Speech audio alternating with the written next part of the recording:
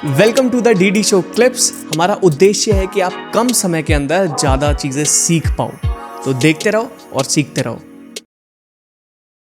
आपने बताया भोपाल से हैं। अभी एक सीरीज आई थी गैस लीक वाली। आप जब थे आपने सारी चीज़ें देखे, किस्सा बताना चाहोगे, स्टोरी बताना चाहोगे? वो हम लोग BHL में रहते थे। भारत अभी इलेक्ट्रिकल का एक अलग ही एरिया है जिसको BHL बोला जाता है। वो ओल्ड सिटी से काफ़ी दूर है और ये घटना ओल्ड सिटी में घटी थी। तो रात में क्या तबाही मची ये हमें पता नहीं था, लेकिन सुबह पता चला हमें कि ऐसा कुछ हो गया। हम छोटे ही थे, 6-7 क्लास में थे।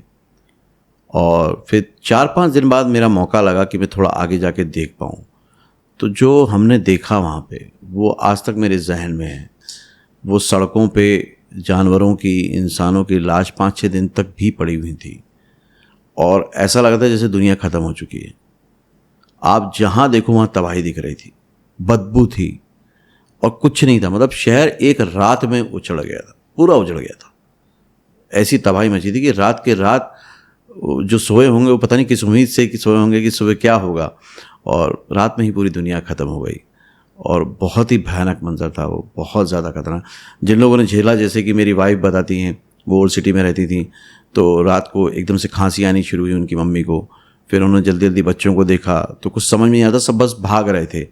तो उन्होंने बताया कि सब भाग रहे थे, तो मम्मी को कुछ समझ नहीं, उन्होंने बस टॉवल और कपड़े गीले किए और कंबल गीले किए और सबको लपेटा कि चलो भागो यहाँ से।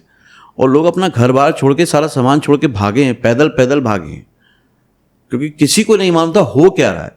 और वो गैस ऐसी थी जो कि भारी गैस थी, तो वो ह्यूमन की हाइट तक काफ़ी देर तक रह रही थी। नहीं तो नॉर्मली वो हवा के साथ जा सकती थी, बट वो हैवी गैस थी। तो उसने बहुत तबाही मचाई उस टाइम पे, और उसका दर्द तो भोपाल शहर आज तक झेल रहा है। आज तक झेल रहा है। आज तक वहाँ पे लोगों को आँखों की बीमारी है, अस्थमा की प्रॉब्लम शुरू हुई है। उसके बाद से बहुत कुछ हुआ है। वो शहर ने इस मामले में बहुत कुछ सुना है, सहा है मतलब। और वो इम्पैक्ट अभी भी है वहाँ पे? अभी भी है, अभी भी है, अभी भी है। कैसे इम्पैक्ट क्या है? इम्पैक्ट ये कि जनरेशन ही खराब हो गई ना, मेडिकली, हेल्थ वाइज। विकलांग बच्चे, हाँ, वो हुए। फिर अंदर तो है ना, तो अब उसके बाद जो जनरेशन आई वो वीक ही हुई। और सबसे बड़ी बात है, आप देखिए, त्रासदी ये आता है कि उसका जो मुआवजा वगैरह भी मिला वो भी एक तरह से पॉलिटिकली बायस्ड हो गया। जिनको सच में चाहिए था उन तक तो पहुंचा ही नहीं। कई लोगों ने अपने पूरे पूरे परिवार खोए हैं, कई लोगों ने अपने बिजनेस खोए हैं, कई लोगों ने बच्चे खोए हैं, उन तक तो पहुंचा ही नहीं सिस्टम के द्वारा। और आज भी लोग वैसे जी रहे हैं, जूझ रहे हैं। और आपकी वाइफ ओल्ड सिटी से थी, राइट। तो वहाँ पे उन्होंने कुछ किस्से भी बताए होंगे जो उन्होंने? बिल्कुल बिल्कुल। उन्होंने बताया कि उस टाइम पे इंसानियत भी बहुत देखने को मिली और शैतानियत भी बहुत देखने को मिली। दोनों ही एक साथ दिख रही थी। मतलब कई ऑटो वाले ऐसे थे जो चक्कर लगा लगा के लोगों को छोड़ के आ रहे थे, खुद मुंह पे कपड़ा डाल के। तो ये इंसानियत का लेवल था।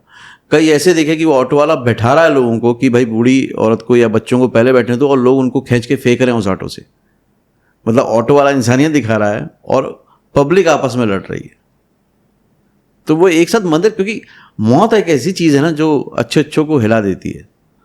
और उस टाइम ये देखा गया कि कई लोग अपने, जैसे एक किस्सा उन्होंने बताया था कि एक घर था, उसमें एक बूढ़ी माँ थी जो कि चल फिर नहीं सकती थी, और एक न्यूली बॉर्न बेबी भी था। अब अगर कपल लेके जाएगा तो किसको लेके जाएगा? दोनों ही असहाय हैं, किसको चूज करेगा? तो जिंदगी बहुत बड़े सवाल खड़े कर देती है। और फिर उस बूढ़ी औरत ने बोला, बेटा तुम लोग निकलो, इस बच्चे को तो अभी जिंदगी देखनी है। तो वो लड़का किस तरह से गया होगा वहां से। मतलब उधर की कहानियां तो जितनी सुनो ना, दिल दहल जाता है। वो शायद इंसानियत में कभी ना हो तो बेहतर है। बहुत ज़्यादा दर्दनाक है ये। और मेरा जबकि हमने तो झेला नहीं है, जिन्होंने झेला होगा उनकी भी क्या बीती होगी। जैसा आपने मेरे रोंगटे खड़े हुए हैं। वो मंजर क्या था जब आपने देखा जाके?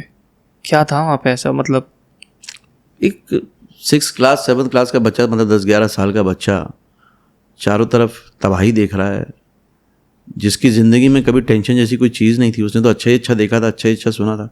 कभी सोचा नहीं कि ज़िंदगी ऐसी भी हो सकती।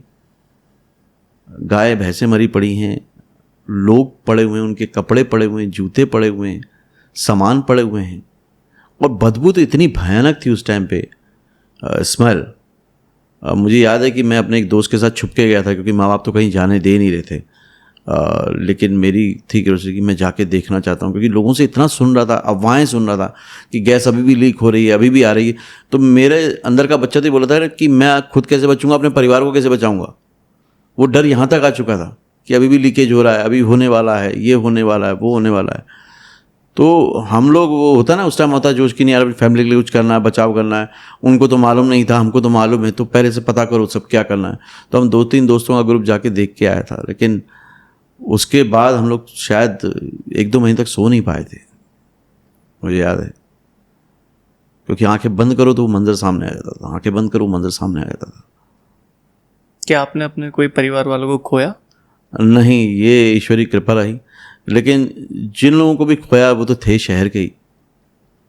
और उस दिन एक्चुअली समझ में आया कि ज़िंदगी ना, आप प्लानिंग बहुत कुछ करते हैं, लेकिन कई बार कुछ ऐसे हादसे होते हैं जो सारे प्लानिंग धरे के धरे रह जाते हैं। इसलिए मन में जो चाह है, मन में जो इच्छा है ना यार, उसको पूरी कर लो यार। और शायद वही मैं आज आर्टिस्टों से भी कहता हूँ यार कि तुम्हारी जो इनर कॉलिंग आ रही है ना, कर डालो यार, इसको रोको मत। क्योंकि 50-60 साल की उम्र हो जाएगी, फिर पछताओगे कि यार मैंने वक्त रहते किया नहीं। तब तक आप बूढ़े और कमज़ोर हो जाओगे, फिर कर नहीं पाओगे। यूं ही मरने के लिए तो पैदा नहीं हुए होंगे ना,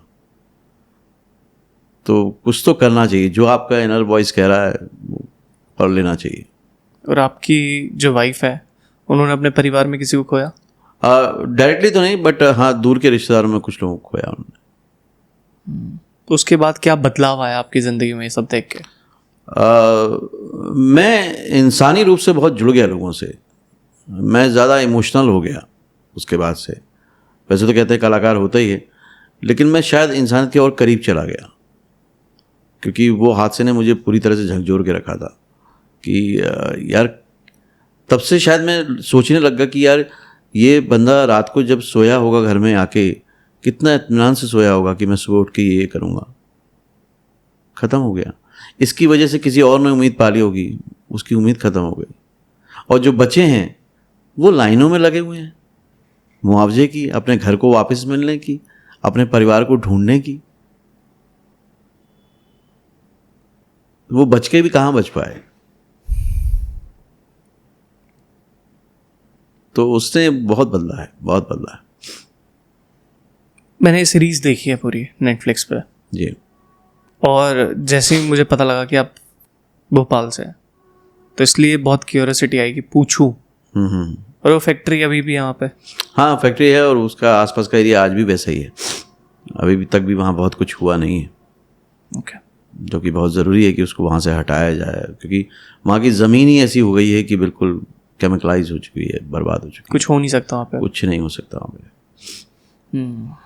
और सबसे बड़ी बात है कि इसलिए हमें देखना चाहिए कि जिन नेताओं को हम चुन रहे हैं, जो सिस्टम हम चुन रहे हैं, उसको सोच समझ के चुनें। क्योंकि गैस ट्रेजेडी हो सकती है। एक रिपोर्टर हैं केशवानी जी, उन्होंने करीब 25 दिन 20 दिन पहले बता दिया था कि ये पॉसिबल है, हो सकता है हादसा कभी। उसके बाद ध्यान नहीं दिया गया। पूरी डॉक्यूमेंट्री है BBC बेस की, राजकुमार केशवानी मैं नाम, वो रिपोर्टर हैं बहुत बड़े, बाद में NDTV के मेन रिपोर्टर बने वो। तो उन्होंने तो बहुत पहले कह दिया था कि ये हादसा कभी भी हो सकता है, लेकिन किसी ने समझा ही नहीं तो इतनी सारी जिंदगियां बदल सकती थी। और आज भोपाल को, मुझे बड़ी तकलीफ होती, भोपाल को लोग पहचानते हैं सिर्फ इस वजह से कि गैस ट्रेजेडी हुई थी, क्योंकि भोपाल में अच्छा बहुत कुछ है। उससे खूबसूरत शहर कोई नहीं है। वहाँ आर्टिस्टिक लोग बहुत हैं, थिएटर बहुत अच्छा होता है, कल्चरल एक्टिविटीज़ बहुत हैं, लेकिन छाप बन गई है भोपाल गैस ट्रेजेडी।